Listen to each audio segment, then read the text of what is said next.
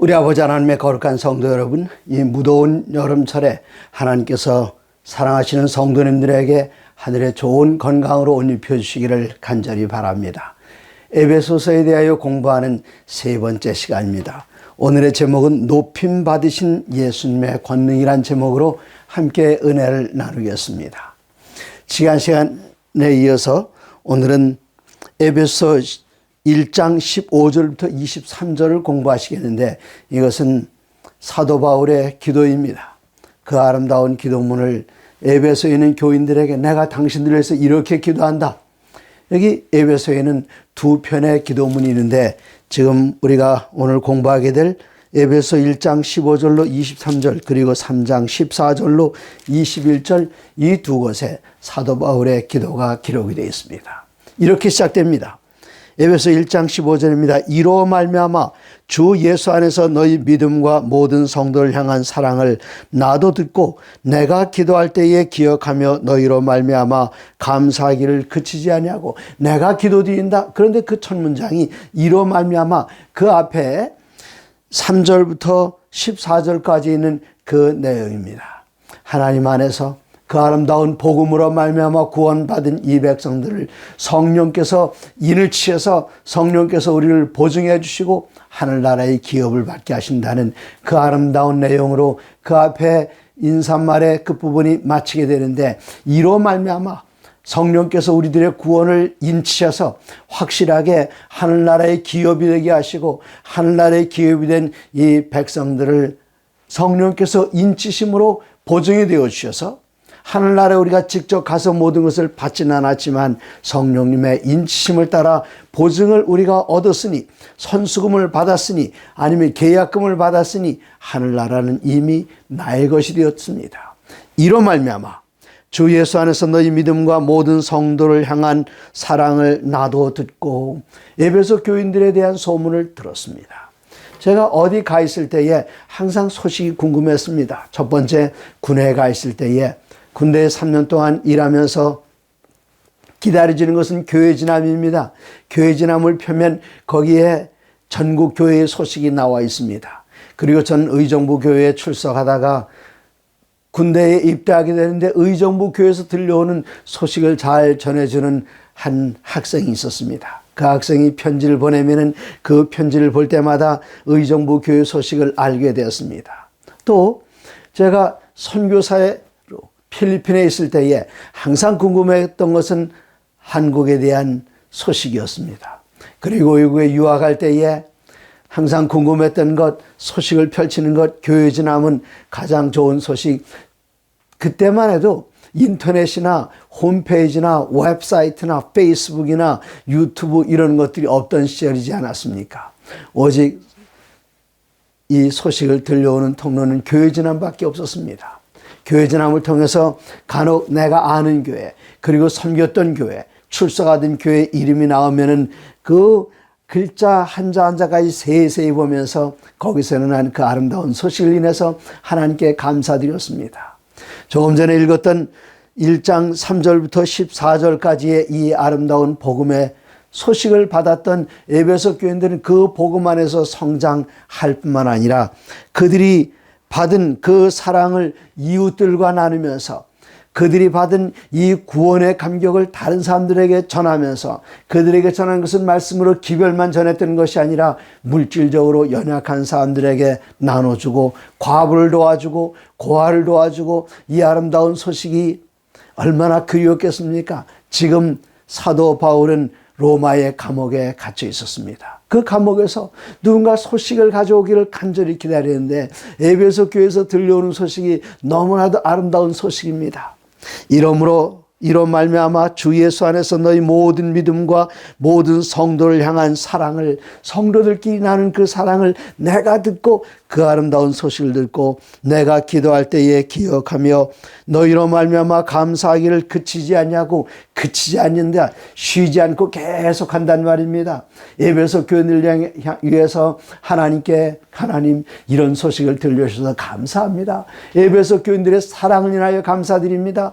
그들이 복음 안에서 성장해 나가는 것을 인해서 감사드립니다. 이런 감사들을 그치지 않았다. 사도 바울이 데살로니가 전서에 데살로니가 교회에 편지하시면서 데살로니가 전서에 이렇게 기록했습니다. 항상 기뻐하라. 쉬지 말고 기도하라. 범사에 감사하라. 쉬지 말고 기도하라. 이것은 쉬지 않고 24시간 동안 무릎을 꿇고 두 손 모으고 머리를 숙이고 하나님께 기도드린다. 그런 것은 물론 아닙니다. 기도는 어떻게 해야 하는가? YV는 정로의 기단에 기도는 영혼의 호흡이다 그랬습니다. 쉬지 않고 기도하는 것입니다. 제가 다른 교단의 어떤 목사님에 대한 이야기를 들을 때에 그 교단에 속해 있던 성도님들이 자기 목사님을 자랑하기를 우리 목사님은 새벽마다 3시간씩 기도드립니다. 4시간씩 기도드립니다. 정말 칭찬해 줄 일입니다. 기도 구별해서 시간을 구별하고 장소를 구별해서 3시간, 4시간 기도하는 건 정말 훌륭한 일입니다. 그런데 그 나머지 시간 어떨까요? 영혼의 호흡이라면 하루에 3시간만 숨쉬고 살아갈 수 있는 방법은 없습니다. 사도 바울은 데살로니가전서 5장 11절에 쉬지 말고 기도하라. 여기도 하나님께 기도드리면서 너희를 위한 감사를 그치지 않았다 했습니다. 이것은 물론 우리가 시간과 장소를 구별해서 무릎 꿇고 기도드리는 것, 그 일도 중요합니다. 그렇게 해야 됩니다. 그것뿐만 아니라 우리들의 기도드리는 모든 삶이 순간순간이 내가 드린 그 기도의 응답을 하나님께 구하기 전에 하나님께서 그렇게 이루실 줄 믿고 내가 마치 하나님께 내게 이루신 것처럼 행동하는 삶, 이러한 모든 것들이 기도의 삶입니다. 그는 사랑하는 이들을 위한 기도를 쉬지 않았습니다.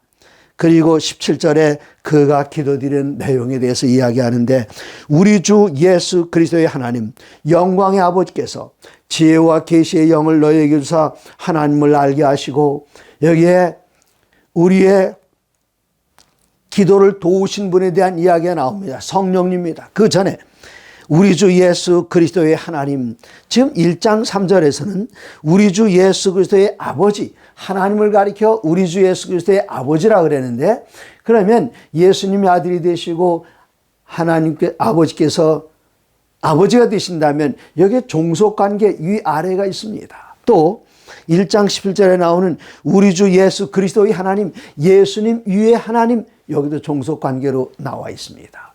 그러나 아버지와 아들과 성령 이 삼위께서는 아버지가 제일 높고 그 다음에 예수님, 그 다음에 성령님, 이렇게 위계 질서가 있는 것일까요? 그렇지 않습니다. 이렇게 우리가 성부, 성자, 성령, 아버지를 먼저 언급하고 그 다음에 예수님, 그 다음에 성령님을 언급하는 것은 마태복음 28장 19절의 영향입니다.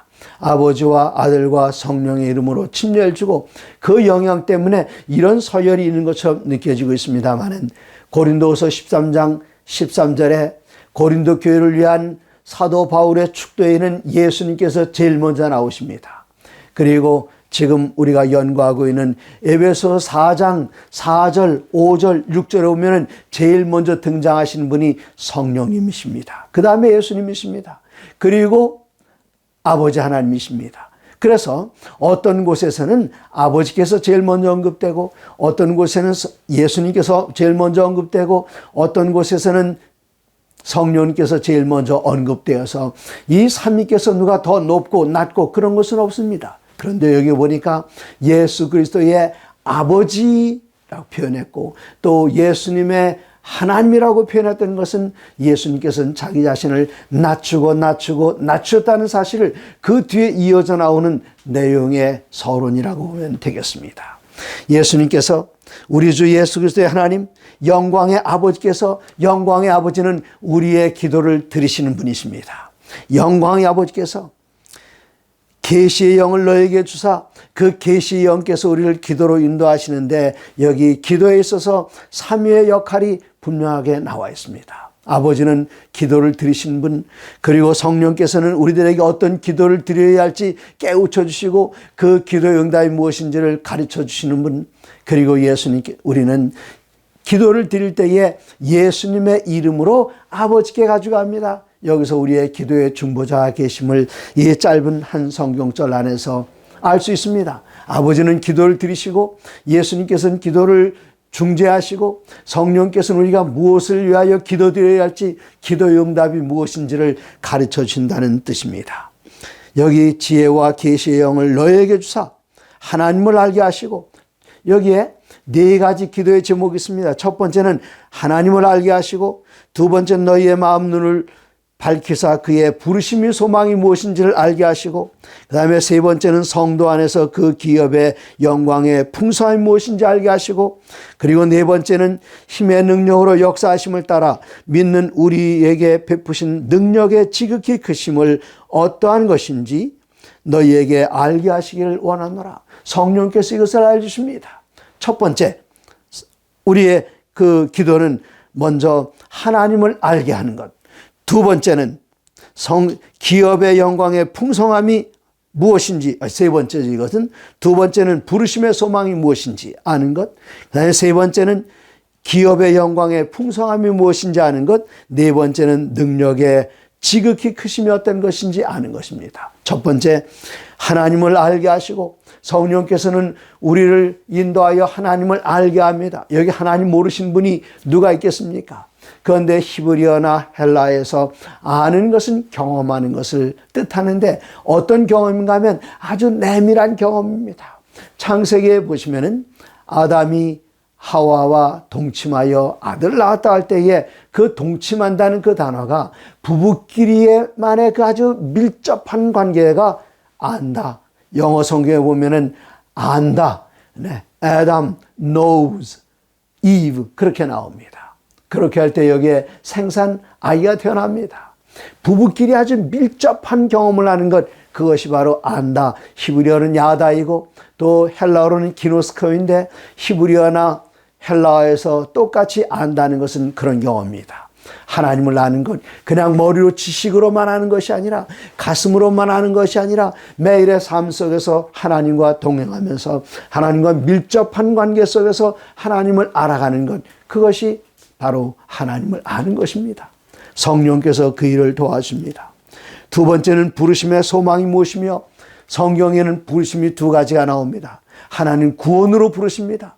그리고 구원으로 불러낸 그 사람들은 하나님의 거룩한 사역을 위하여 불러내십니다. 제자들을 불러내셨죠. 그래서 지금도 목회의 소명을 받아서 부르심을 받을 때는 우리들은 보통 어떻게 이야기하는가 하면 콜링을 받았다. 그렇게 영어 표현, 콜, 부르심이죠. 하나님으로부터 부르심을 받았다. 소명을 받는 것, 콜링을 받았다. 우리가 그렇게 이야기합니다. 그래서 하나님께서 우리들의 부르신 그 소망, 우리를 구원한다 하셨으니 구원의 결과가 영원한 생명이고 하늘나라입니다. 부르심의 결과는 나 혼자만 구원받는 것이 아니라 나를 통해서 다른 사람들에게 복음이 증거될 때에 그들도 이 부르심으로 불려와서 하늘나라의 주인 되고 하나님의 자녀 되는 것입니다. 세 번째, 성도 안에서 그의 기업의 영광의 풍성함이 무엇이며, 이 기업은 유산입니다. 하나님께서 우리에게 물려주시는 그 풍성한 것, 하늘나라, 영원한 생명, 우리들 마음 가운데 항상 있는 기쁨, 그리고 매일같이 우리들에게 주는 건강, 성도들과의 교제, 이러한 모든 것이 그 안에서 얻는 유업인데, 이것을 하나님 안에서나 성령님 안에서나 예수님 안에서의 기업의 풍성함이라고 말하지 않았다는 사실을 여러분 꼭 주목해 두시기 바랍니다. 어디 안에서인가? 성도 안에서 그 기업의 영광의 풍성함이 무엇이며, 이 성도라는 단어는 영어로 하면 saint를 우리말로 옮기면 성자. 그런데 우리 제7난식일 예수님께는 성자는 없습니다. 천주교에는 그 saint라는 칭호, 성자 누구누구 그런 것들이 있습니다만은 우리 제7난식일 예수님께는 성자는 없습니다. 왜 그런가 하면 이 성경에 성자라는 표현이 없어요. 성자라는 표현이 없고 성자들이 모인 그 모임을 성도라 그렇게 이야기했습니다. 그러므로 성경에서는 성도할 때에 그것은 무리도자, 이거 뭐 여기 한문 무리도자입니다만 번역이 참 잘 됐어요. 여기 헬라어에도 성도는 단수가 아니라 복수로 되어 있습니다.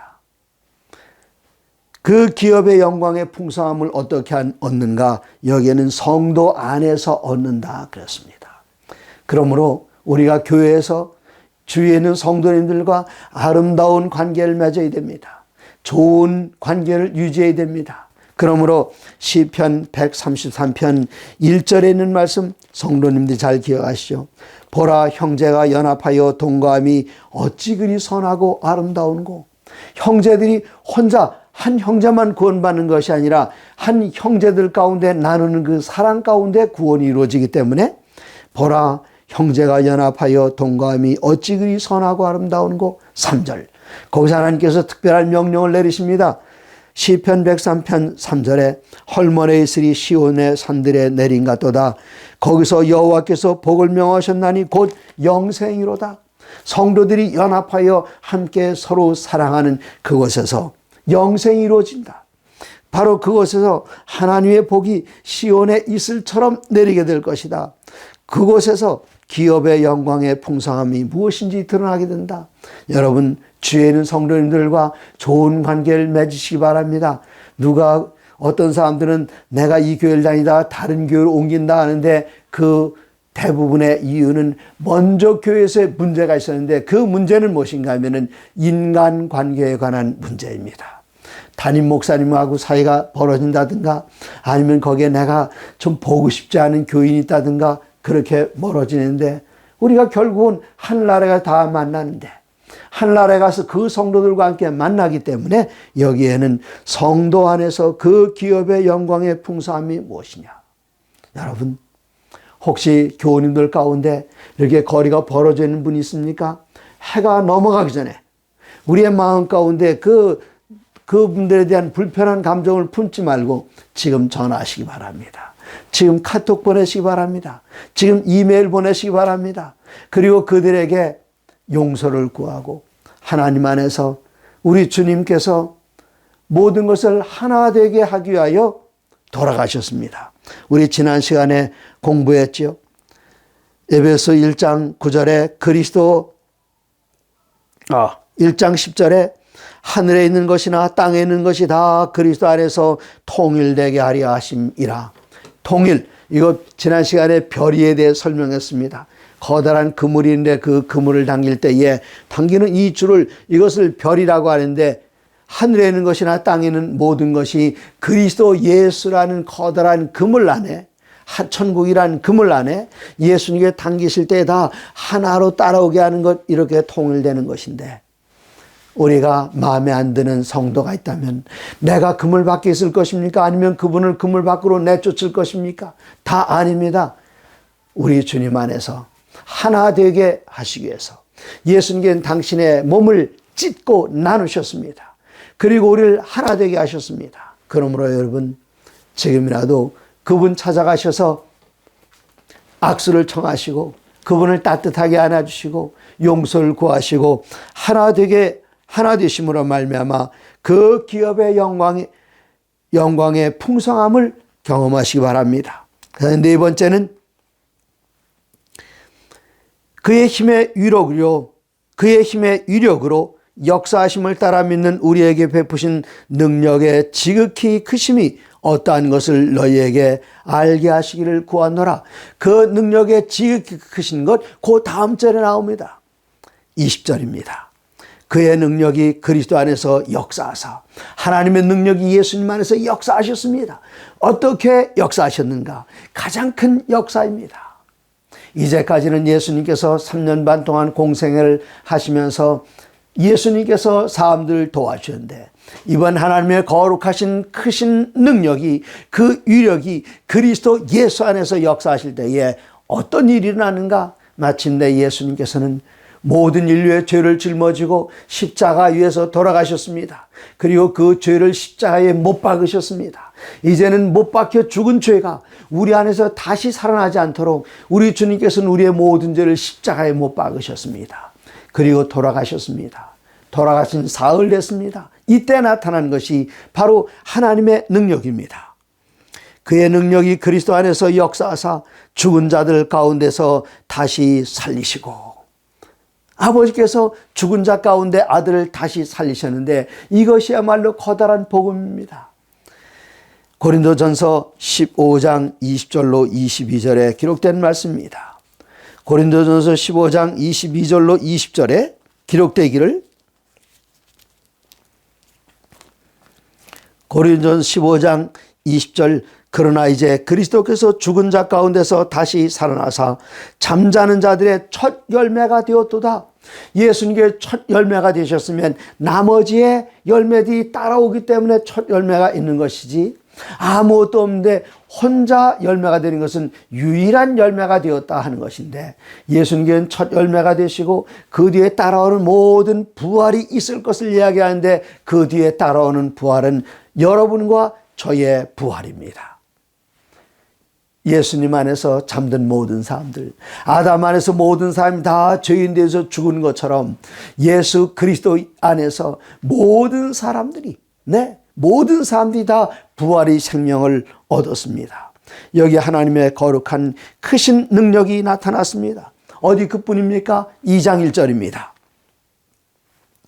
그는 허물과 죄로 죽었던 너희를 살리셨도다. 우리가 앞으로 살아날 것입니까? 이미 살아났습니까?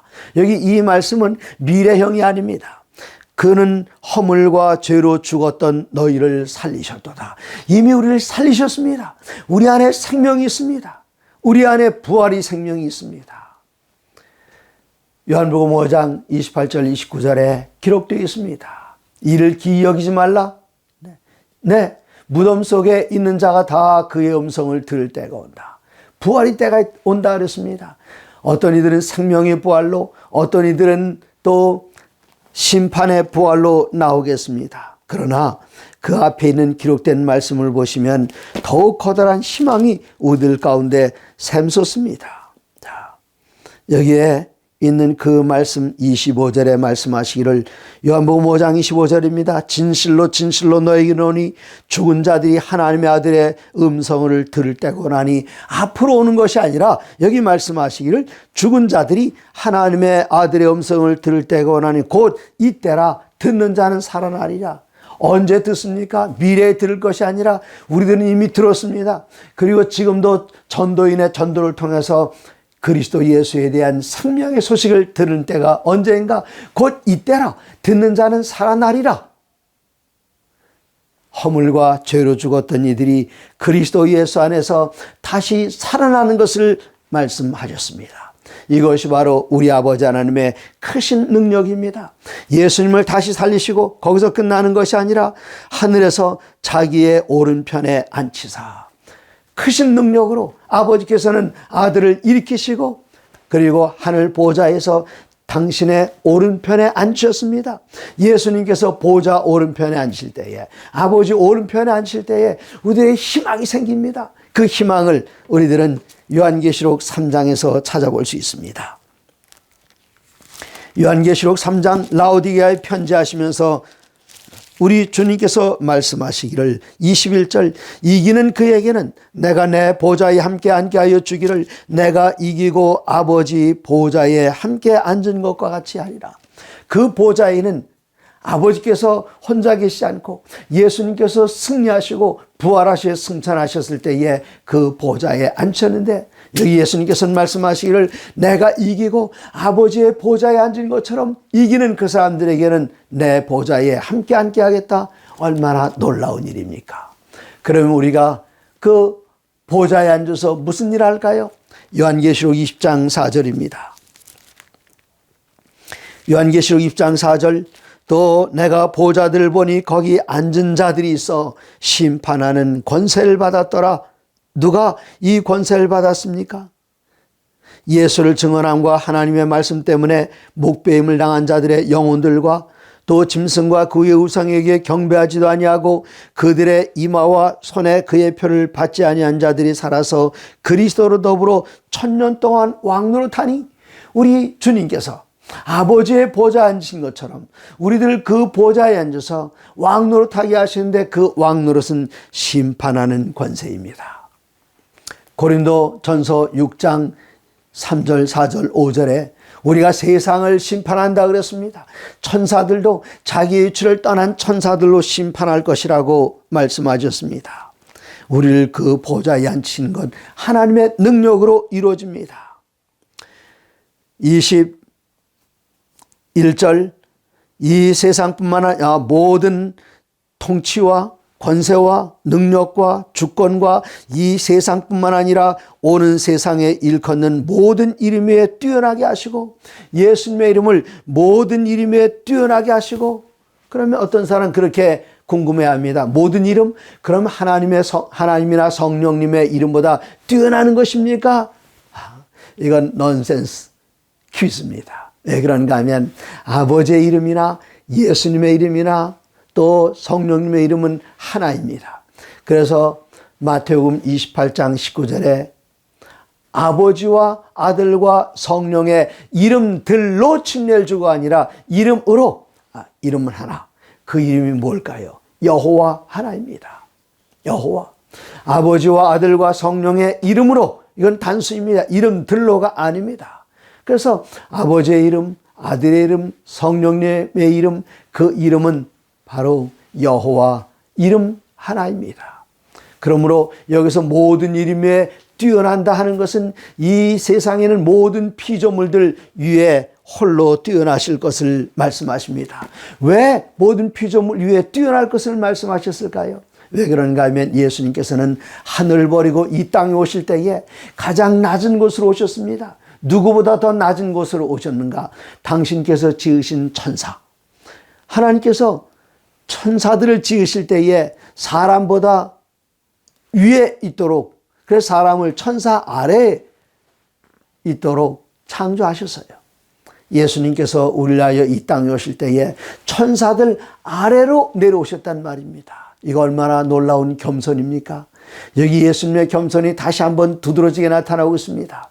그러나 아버지께서 순종하심으로 우리의 모든 죄를 대신 지신 그리스도 예수, 이분을 살리시고 하늘의 보좌 위에 올리실 때는 이 세상에는 모든 이름들, 여기 특별히 언급된 것들이 있습니다. 통치, 권세, 능력, 주권, 이것은 하늘에 있는 천사들, 선한 천사뿐만 아니라 악한 천사들, 모든 이런 권세, 여기 천사들을 표현하는 표현인데 그 모든 천사들 위에 뛰어난 이름을 다시 돌려주셔서 모든 것들을 그 발 아래 복종하게 하는데 22절 또 만물을 그의 발 아래 복종하게 하시고 예수님의 발 아래 이 세상에는 모든 피조물들이 복종하게 된다는 것은 살아있는 생명체만 이렇게 절하는 것이 아니라 이러한 세상에는 모든 계획들, 활동하는 것들, 되어가는 모든 것들, 이러한 모든 것들이 다 예수님 발 아래서 이루어지고 있다는 사실입니다. 국가에서 일어난 일들, 국가 간에 일어난 모든 일들, 이러한 모든 것들이 다 예수님 발 아래에 있습니다. 여기 예수님 발 아래에 있다는 그 말씀을 들을 때에 우리들은 특별히 감사드릴 내용이 있습니다. 요한계시록 12장 11절에 보면은 그 여자의 남은 자손이 용과 싸우는데 용은 예수님의 발 아래에 있습니다. 창세기 3장 15절에 뱀은 여자의 발뒤꿈치를 상하게 하겠지만 여자의 후손은 뱀의 머리를 밟는다. 발 아래에 있습니다. 요한계시록 13장 바다에서 짐승이 올라옵니다. 그 짐승이 뿔이 10이요 머리가 7이고 사자의 입 같고 또 곰의 발 같은 것을 가지고 표범의 속도로 올라오면서 하나님의 백성들과 대적하여 싸웁니다. 그러나 그도 예수님의 발 아래에 있습니다. 13장 11절에는 두 번째 짐승이 나타납니다. 전 세계에서 가장 강력한 힘을 가지고 첫 번째 짐승을 위하여 우상을 만들고 그 우상에 경배하지 아니한 자를 몇이 다 죽이게 하리라. 그도 예수님의 발 아래에 있습니다. 이 세상엔 모든 권세들 다 예수님 발 아래에 있습니다. 그런데 여기 기쁜 소식은 또 만물을 그의 발 아래에 복종하게 하시고 그를 만물 위에 교회의 머리로 삼으셨느니라. 예수님께서는 모든 만물들 위에 만물들 위를 지금 밟고 그 위에 계시는데 다 발 아래 예수님의 발 아래 모든 만물들이 있는데 예수님께서는 그 만물들 가운데에 교회의 머리가 되셨습니다. 예수님께서 교회의 머리가 되셨고 교회는 그의 몸이라 그랬습니다. 우리는 누구입니까? 교회는 우리의 주님께서 불러내신 부르심을 받은, 여기 조금 전에 부르심의 소망이란 표현이 나왔지 않습니까? 불러냄을 받은 사람들이 바로 교회입니다. 여러분과 제가 교회입니다. 그런데 여러분과 저는 누구인가 하면은 예수님이 우리의 머리가 되시고 우리들은 예수님, 머리 되신 예수님의 몸의 일부로서 예수님의 수족이 되어서 예수님께서 원하시는 일을 하는 사람들입니다. 그런데 만물들은 예수님 발 아래에 있지만 이 몸은 예수님 발 아래에 있지 않고 예수님 안에 같이 있는 것입니다. 우리들은 예수님 발 아래에 있는 사람들이 아닙니다. 예수님 머리 아래 있는 예수님의 몸입니다. 우리가 예수님의 몸이 되었다니요. 이거 얼마나 놀라운 일입니까? 예수님께서는 머리가 되시기 때문에 신경계통을 통해서 우리 손에 명령을 내리시고 우리의 위장에 명령을 내리시고 우리 발에 명령을 내리셔서 이러한 모든 수족과 모든 오장육부를 움직이게 하십니다. 우리들은 그의 몸으로서 그냥 이 머리에 순종하면 됩니다. 이럴 때에 우리는 예수님 머리고 우리는 그의 손이 되고 발이 되었으니 우리가 하는 그 일로 인하여 영과 하나님의 일을 신실하게 수행해 나가게 될 때에 우리가 사진을 찍으면 얼굴을 찍죠. 그 사람 잘생겼다 할 때 손이 잘생겼다 그런 얘기 안 합니다. 마라톤 선수가 2시간 동안 열심히 달려 마라톤 1등으로 들어갔을 때에 신문기자들이 사진일 때에 발 찍지 않고 그의 얼굴을 찍습니다. 머리를 찍습니다. 모든 영광은 우리 주님께서 받으십니다. 우리가 머리 되시는 예수님의 지시를 받아서 주님께서 원하시는 그런 삶을 살게 될 때에 영광을 받으신 분은 우리 주님이시고 우리 주님을 부활시키시고 높이 들리우신 아버지께서 영광을 받으시고 또 우리를 그리스도 예수에게 인도하여 그 부르심에 응하여 구원받게 하신 성령께서 영광을 받으십니다. 사랑하는 성도 여러분, 하나님의 모든 말씀으로 사시기 바랍니다.